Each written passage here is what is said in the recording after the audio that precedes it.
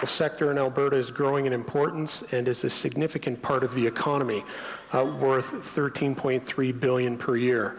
According to the Energy Resources Conservation Board, bitumen production in the oil sands will grow from 1.3 million barrels per day through to 3 million by 2018.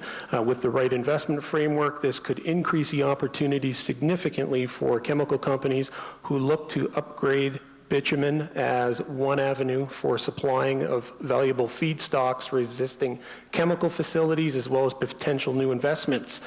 One effective market-based approach is by providing firms access to the accelerated capital cost allowance.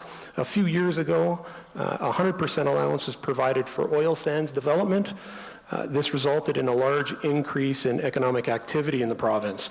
It can be a critical tipping point for companies when making investment decisions and comparing Canada with other jurisdictions. We can build upon this by specifically expanding the ACAA to include industrial activities that add further value to our energy resources, such as energy-related advanced manufacturing, carbon capture and storage, and resource upgrading and refining. What will you and your party do to address this issue? We'll start with you, Rick, from the Liberal Party.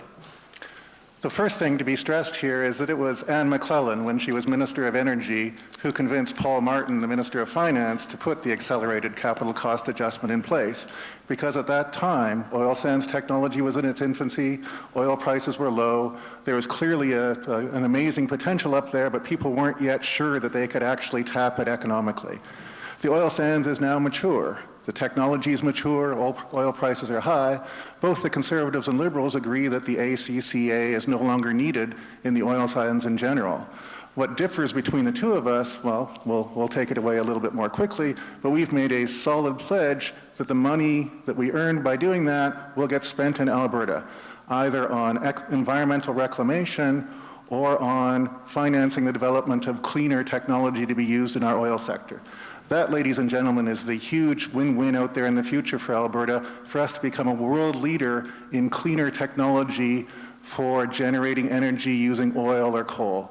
And the Liberal government really sees that as part of Alberta's future. The other things to note here, if there are segments within the oil sands where those conditions still hold, that the technology is not there yet, that there's incredible potential, but companies are shying away, then of course I would look at putting in an accelerated capital cost adjustment there, but we should want those criteria to be in place. As for bitumen, again, you have to understand the economics of what's going on. It is much cheaper to transmit through a pipeline refined oil than raw bitumen.